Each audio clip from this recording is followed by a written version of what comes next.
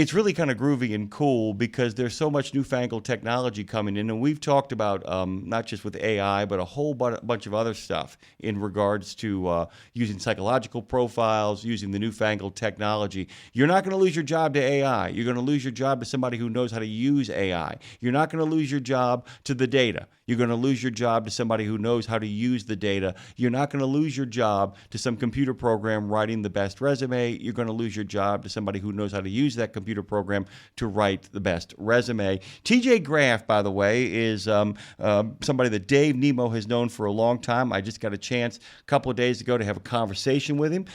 It is the eve of Thanksgiving, and I am thrilled to actually welcome him this morning. He is of Star Behaviors, Predictive Hiring and Behavioral Assessments. You can find them on their website at starbehaviors.com. Hey, TJ Graff, what's going on, man? Good morning, sir. How are you today? I don't have any complaints. I had a marvelous birthday yesterday because I didn't plan a lick of it and just got surprised as the day rolled on. Found out I had a lot of friends, had a lot of people out there who care about me, and that's always the best way to find out people care about you when you don't ask them if they do. They just simply show you that they do. It's good to have a new friend here. So tell us about Star Behaviors first, and then we'll get into some other stuff, okay?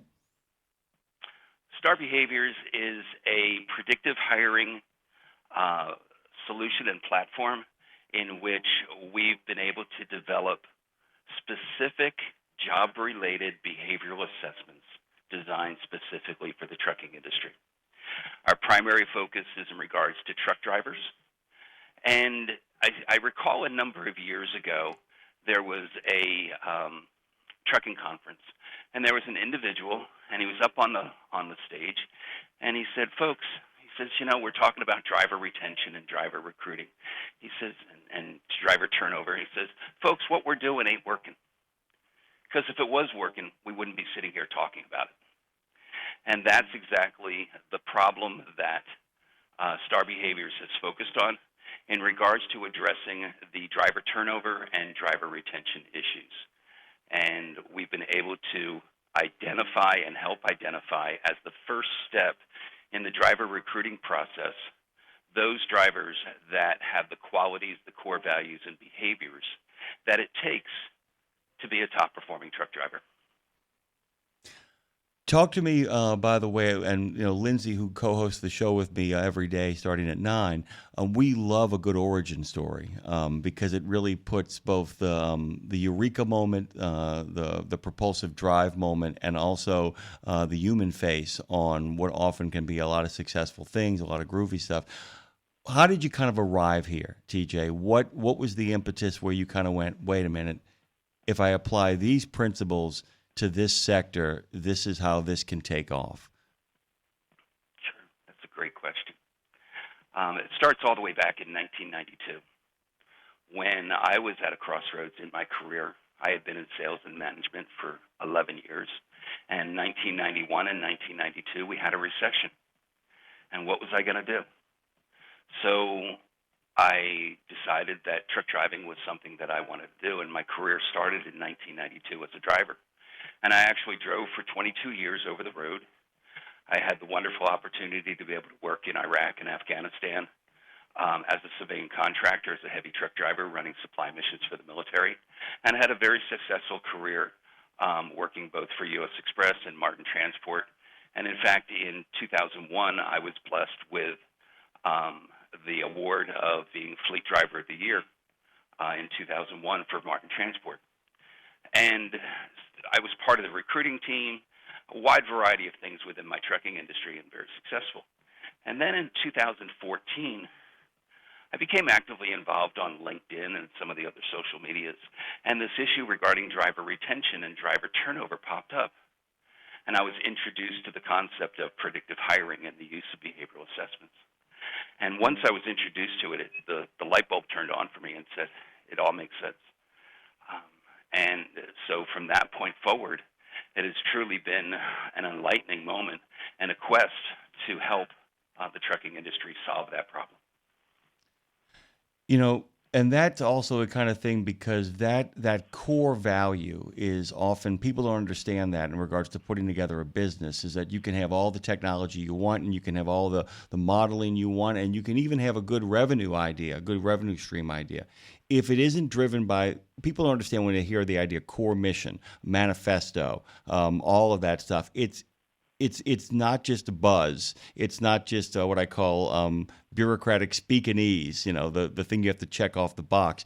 There really has to be, at every once in a while, when you're doing your job, to be able, whether you're driving a truck or whether you're looking at predictive behavior modeling, you have to be able to return to that value and say, this is why I do the thing. And if it isn't clear, it often gets muddled and missed. And I'm going to we go far afield here, as you probably have guessed. One of the things, you and I got a chance to talk about some of the stuff that's been happening over the last couple of weeks.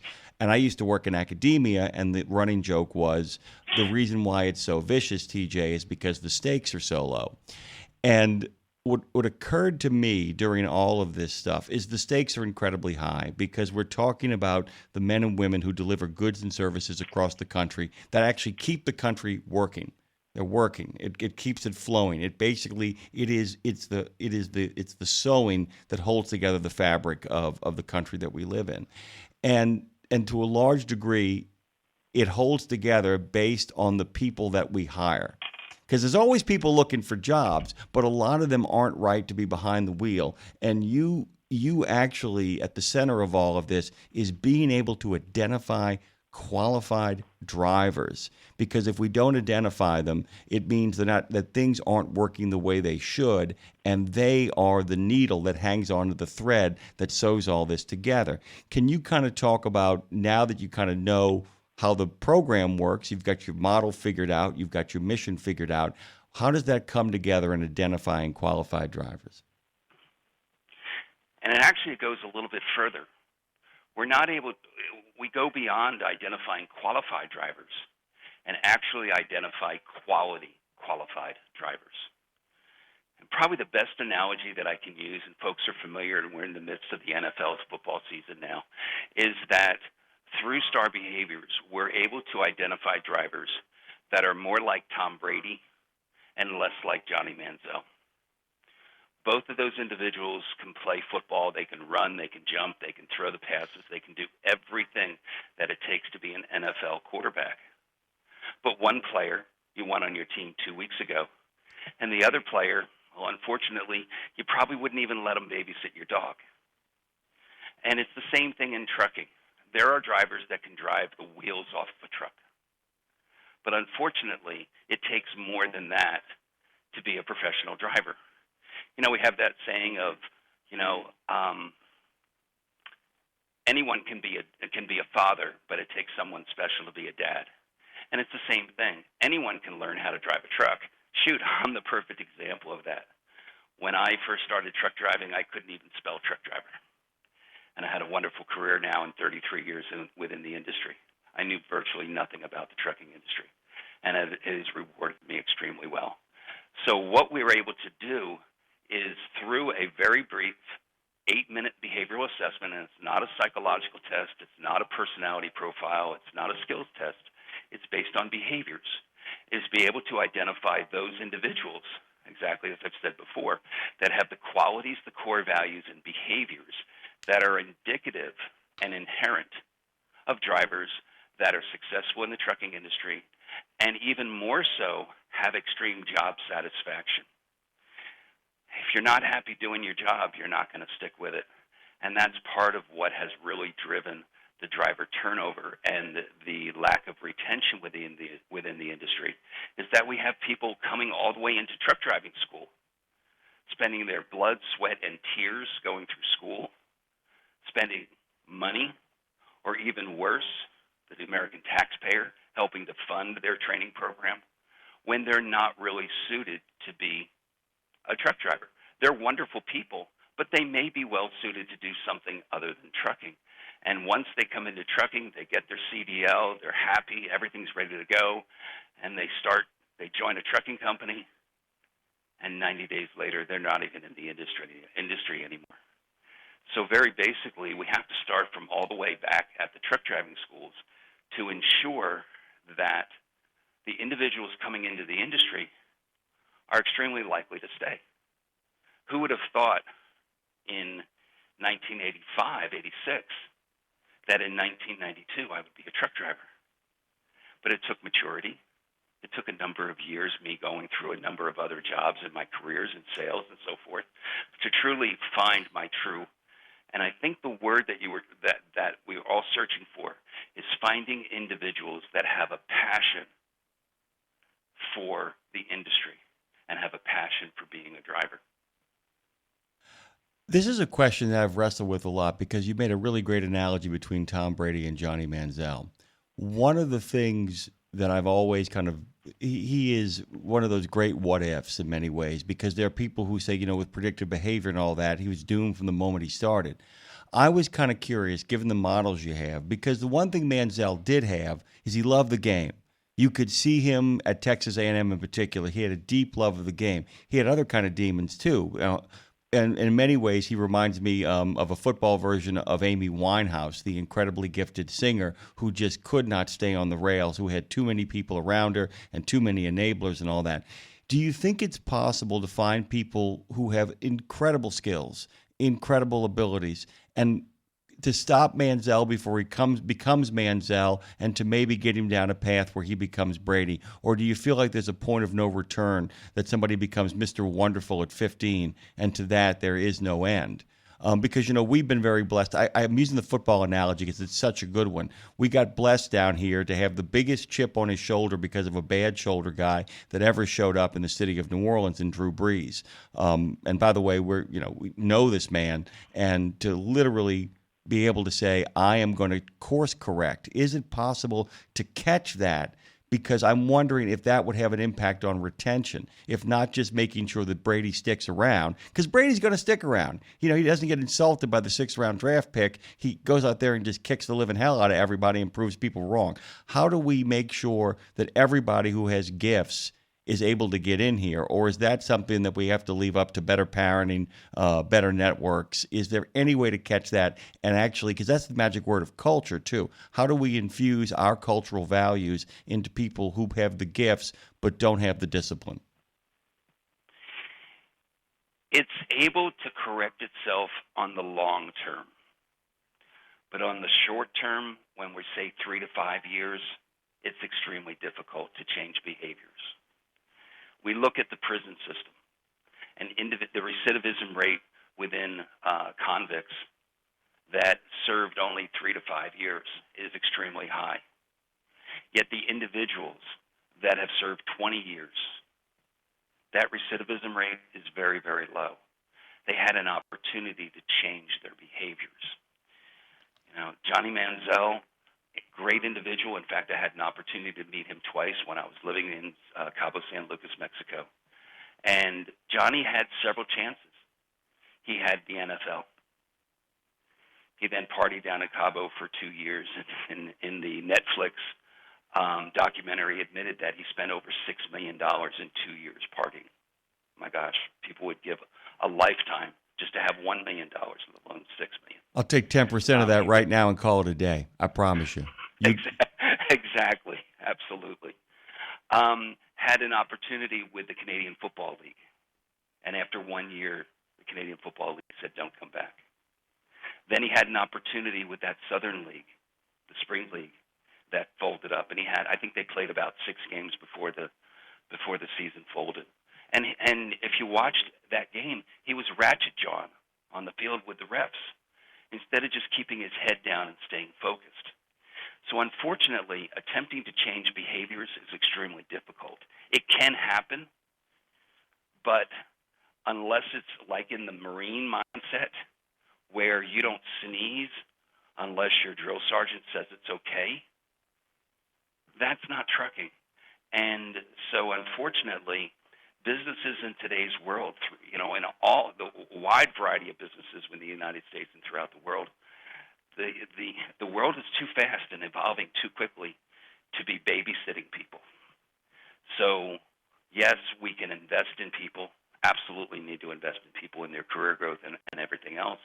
But unfortunately, the time is very tight for trucking companies, and margins are so tight that we have to make sure that the individual that we're recruiting and hiring and allowing them to represent our company going down the highway is as the best selection possible, because the stakes are too high.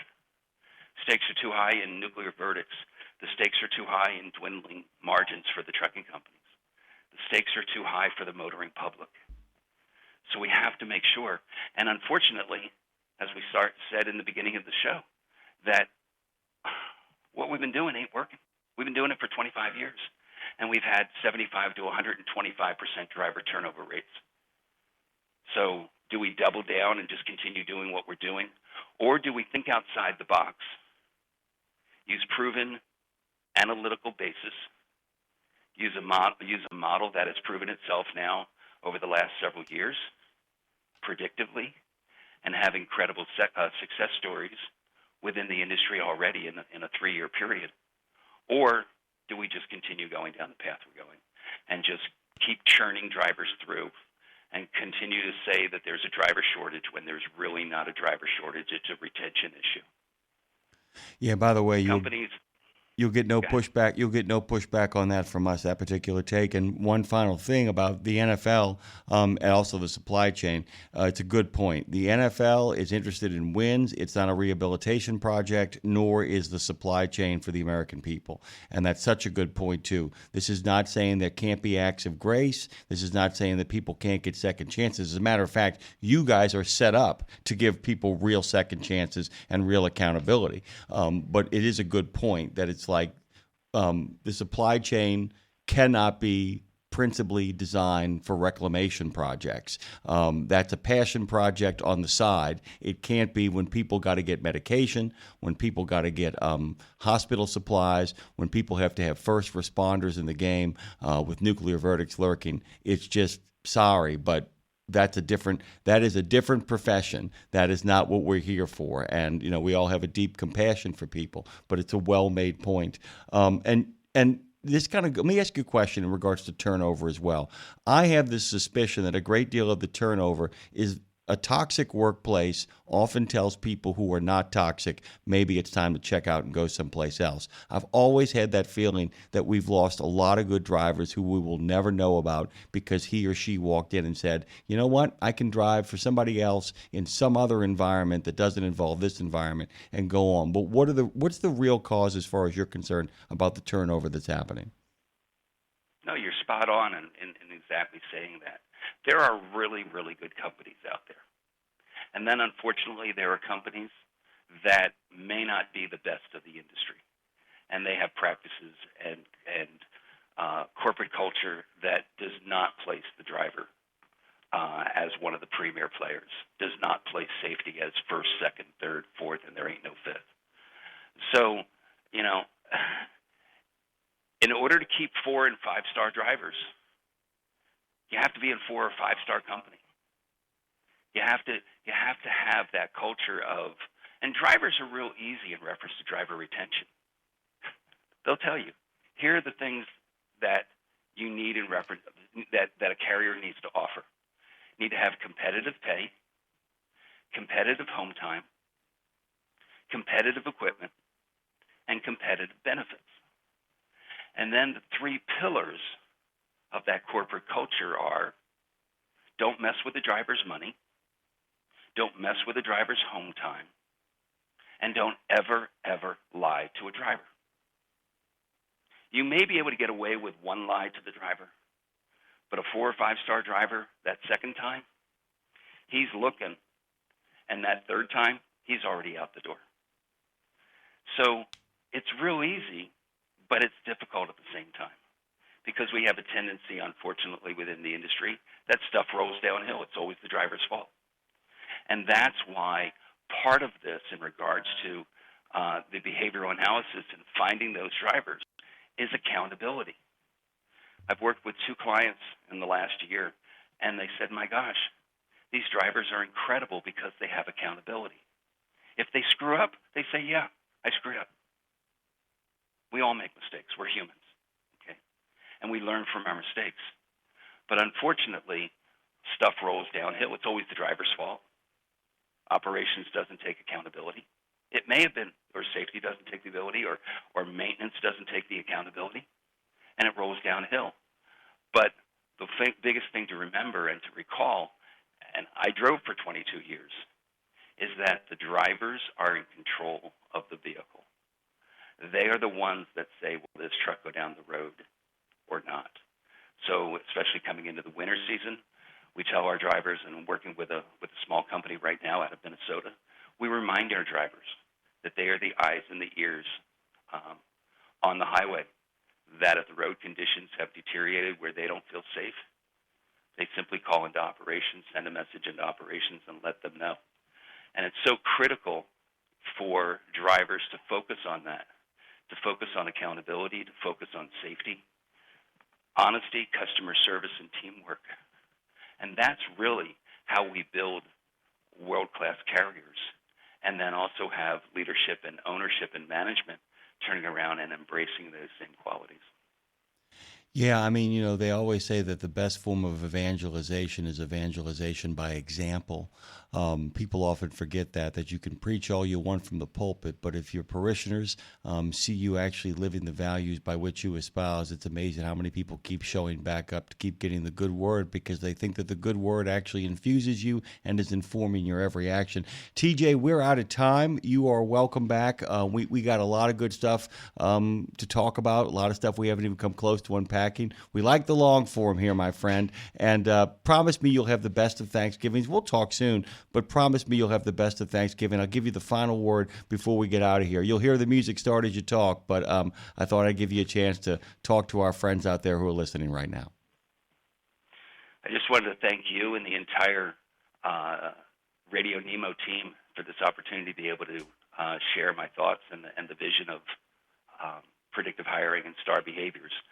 If anyone is interested, anyone can come to our website at starbehaviors.com. We are always willing to listen and be here to try and help any carriers in regards to addressing their driver retention and driver turnover issues. Again, thank you very much, and everyone have a very, very safe and happy